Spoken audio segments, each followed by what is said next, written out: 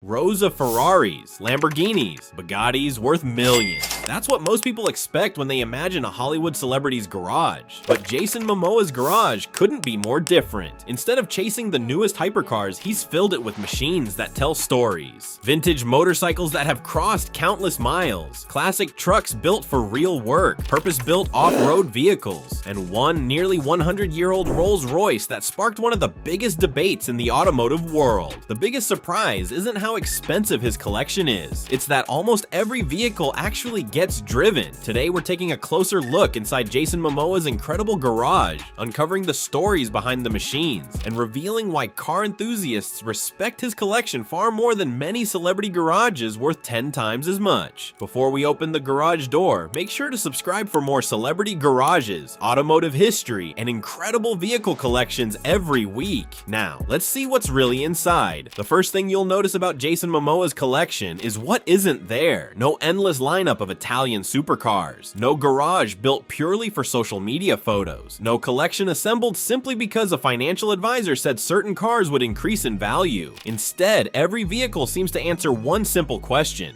would I actually enjoy driving this? That philosophy immediately separates Momoa from many Hollywood collectors. For him, vehicles aren't investments, they're experiences. You can see that in the scratches, the mud, the road grime, the bugs on the windshield. These aren't museum pieces, they're companions for adventure. That mindset perfectly matches the image he's built throughout his career. Whether he's surfing before sunrise, climbing mountains, riding motorcycles across America, or camping with friends, his vehicles fit naturally into that lifestyle, and nowhere is that philosophy more obvious than with his motorcycles. If one type of machine defines Jason Momoa's garage, it's motorcycles. Long before he became Aquaman, motorcycle culture was already a huge part of his life. Friends have described him as someone who rides because he genuinely loves motorcycles, not because cameras are nearby. That authenticity shows. Unlike celebrities who purchase one expensive bike for publicity photos, Jason has spent years building relationships with riders, builders, and manufacturers. His garage contains motorcycles with personality, not perfection. One of the brands most closely associated with him is Harley-Davidson, and unlike many celebrity partnerships, this wasn't simply a marketing deal. Momoa had already been riding Harleys long before appearing in official Harley-Davidson campaigns. One of his most recognizable motorcycles is a heavily customized Harley-Davidson built around his own riding style. It's unmistakably his. Custom paint, unique finishes, personal details, but perhaps the most impressive thing isn't how it looks. It's how much he rides it. Photos from road trips across America regularly show the bike covered in dust, insects, and highway grime. Exactly how a motorcycle should look after thousands of miles. Jason has often said the ride matters more than the destination. That philosophy also explains another motorcycle that's become closely associated with him: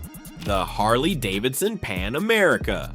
When Harley introduced its first true adventure motorcycle, many longtime riders weren't convinced. Harley building an adventure bike? Some thought it would never work. Jason Momoa became one of its highest profile supporters, and for good reason. The Pan America wasn't designed for city streets. It was designed to disappear into the wilderness. Long travel suspension, excellent ground clearance, large fuel capacity, electronic riding modes, comfortable ergonomics for crossing entire states in a single ride. It's built for exploration, not attention, which makes it a perfect match for someone who spends as much time outdoors as Jason does. But Harley isn't the only motorcycle story inside his garage. He's also shown a deep appreciation for vintage motorcycles, older bikes that require patience, mechanical knowledge, and plenty of maintenance. Modern motorcycles are faster, safer, more reliable, but vintage machines communicate with the rider in a completely different way. Every vibration, every gear change, every exhaust pulse reminds you that you're controlling real mechanical engineering, not just software. That appreciation for craftsmanship appears throughout Jason's entire collection. He doesn't simply buy motorcycles, he builds memories with them. If motorcycles represent freedom, then trucks represent capability. Jason Momoa has never been someone who hides behind luxury SUVs. Instead, he's consistently been photographed driving vehicles that make sense for someone who surfs, camps, climbs, and travels. One truck frequently associated with him is the Ram 1500. It's practical, capable, comfortable enough for long road trips, yet rugged enough to haul motorcycles, camping camping gear, surfboards, and everything else required for an outdoor lifestyle. Unlike many celebrity pickups, Jason's trucks actually look used. They're dirty, loaded with equipment, sometimes carrying motorcycles, sometimes packed for adventure. Exactly what pickup trucks were designed for. It's refreshing, because too many expensive trucks spend their lives polished inside garages. Jason's don't. They work. That same philosophy extends to another legendary vehicle,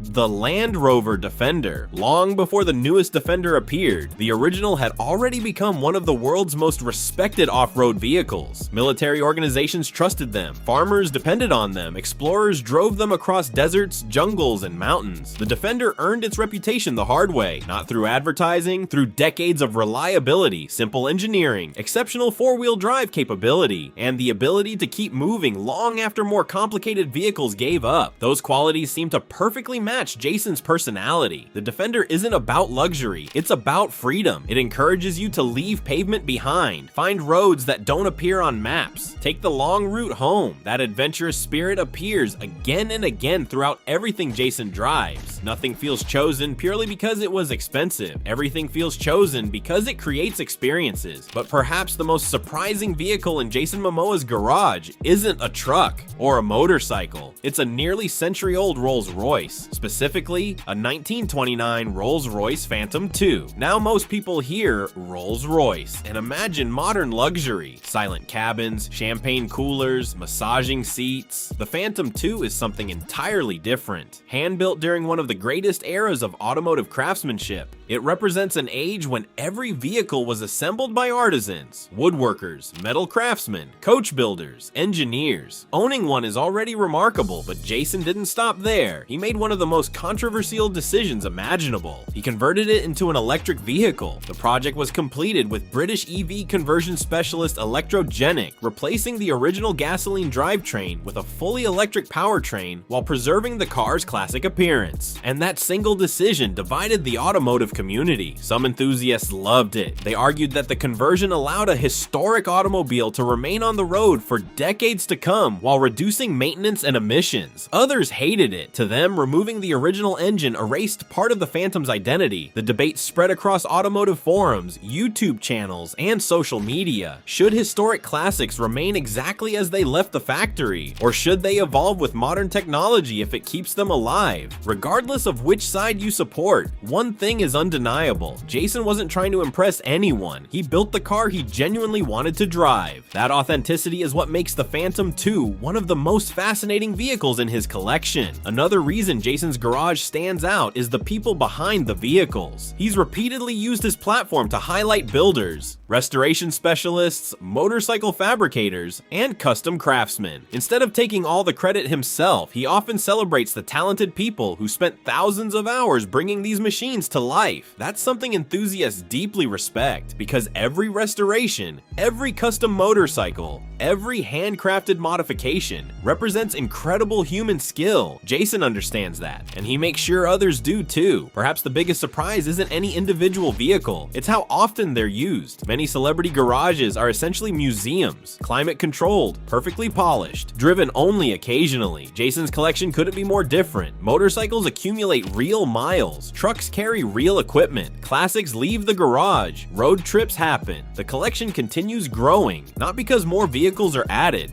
but because more memories are made. That's something every enthusiast understands. The best vehicles aren't necessarily the rarest. They're the ones that become part of your life. Looking across Jason Momoa's entire garage, one clear pattern emerges: adventure over status, craftsmanship over technology, experiences over investments. Whether it's a custom Harley-Davidson, a rugged Ram pickup, a legendary Land Rover Defender, or a controversial electric Rolls-Royce Phantom II. Every machine reflects the same philosophy: authenticity, not perfection. Authenticity. That's probably why his garage resonates with so many enthusiasts. It doesn't feel curated by accountants. It It feels curated by someone who genuinely loves machines. And maybe that's the biggest surprise of all. In a world where celebrity collections often chase headlines, Jason Momoa built a garage that reflects who he really is, not what impresses strangers, but what makes him smile every time he turns the key. So here's the question. If you could spend one weekend with any vehicle from Jason Momoa's garage, which one would you choose? And would you keep the Phantom 2 electric, or would you restore its original engine? Let us know down in the comments. And if you enjoyed this look inside one of Hollywood's most authentic automotive collections, don't forget to like, subscribe, and turn on notifications for more celebrity garages, rare collections, and automotive stories. Thanks for watching, and we'll see you in the next one.